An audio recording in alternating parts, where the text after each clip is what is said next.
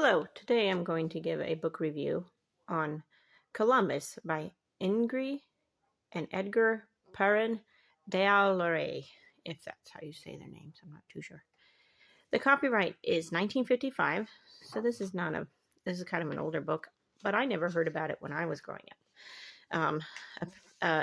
Ingri and Edgar Parin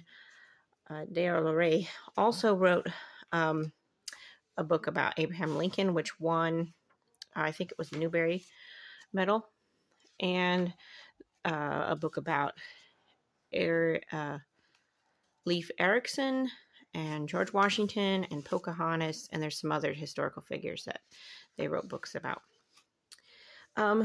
This book has very bright illustrations. They have a whimsical quality. They're not realistic, but they seem to really capture the children's attention. My 5-year-old is interested in this book because of the illustrations. I think it's because of the illustrations. Because the text seems... there's some creativity to it. The story's a little poetic in places, and it's not dry. It's not like a bunch of facts. It talks a little bit about Columbus's feelings. They help to put you in his shoes, make you feel like he's a real human and you understand some of his feelings.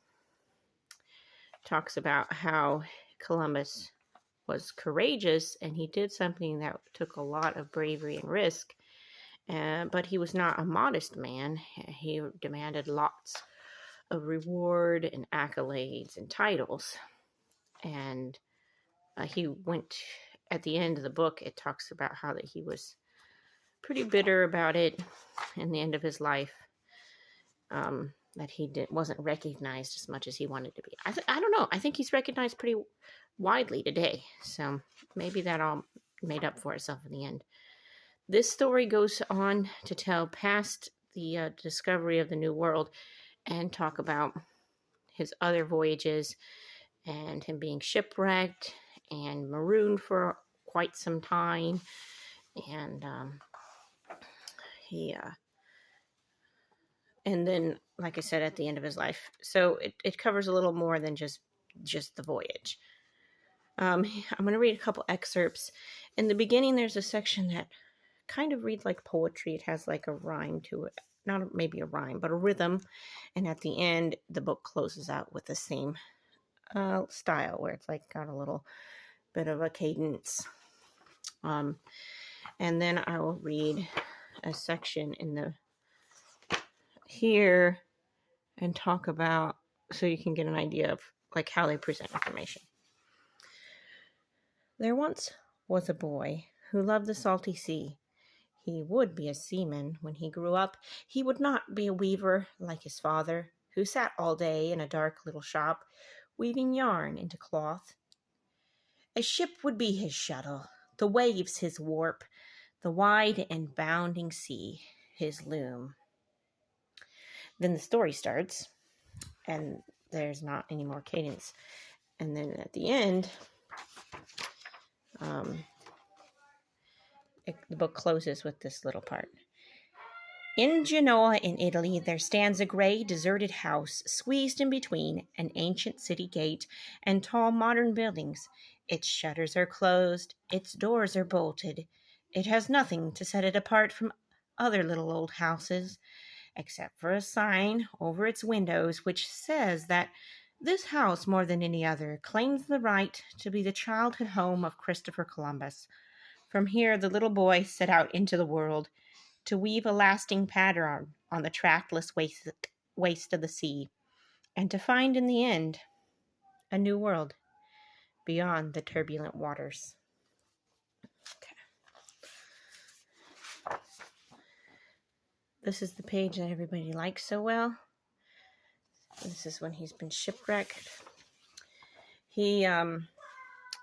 This day it happened that he took on board a cargo for faraway England, and so Christopher left the sea he knew so well, which is the Mediterranean, and set off into the great western ocean, the unknown and boundless Atlantic.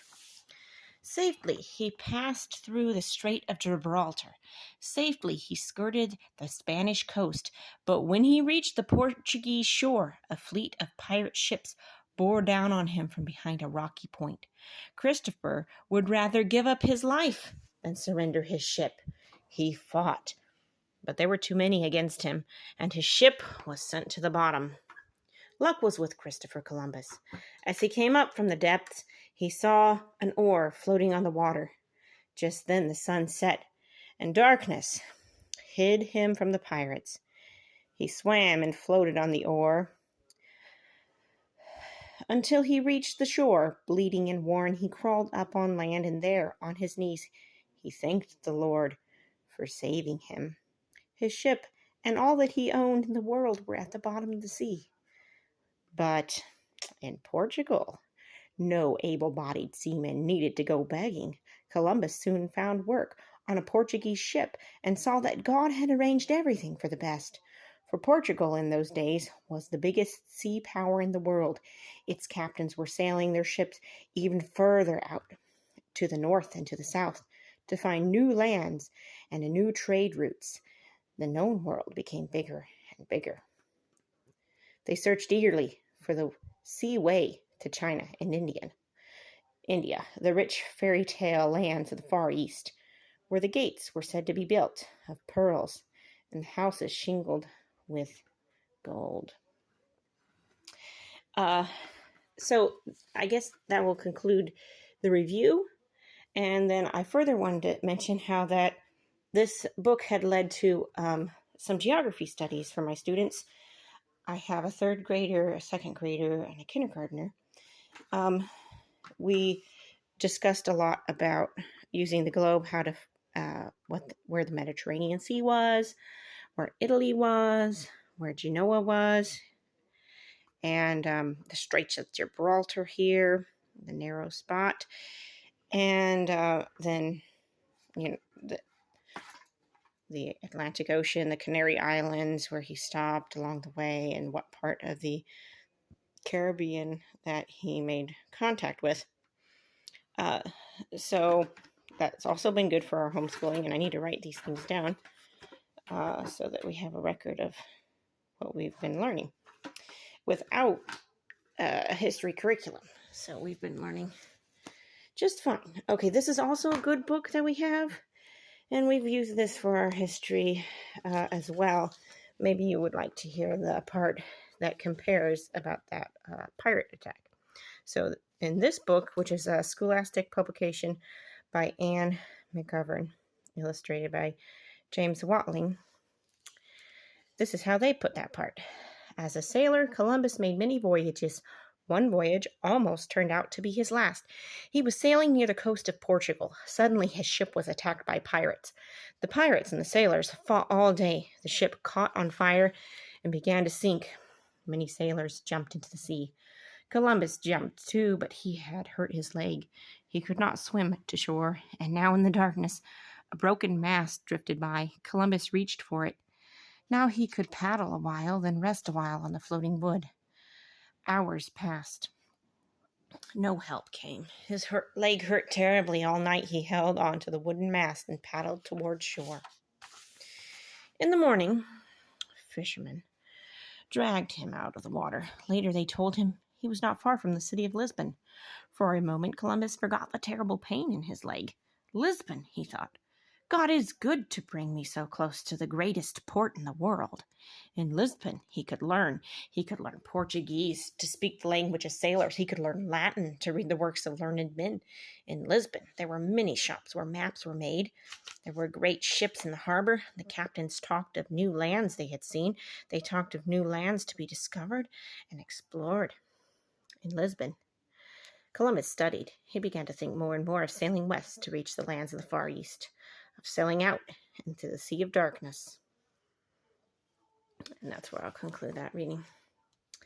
In the back of this book, the author helps the children who are reading the book to think critically about how do we know these things about Columbus that were included in the story.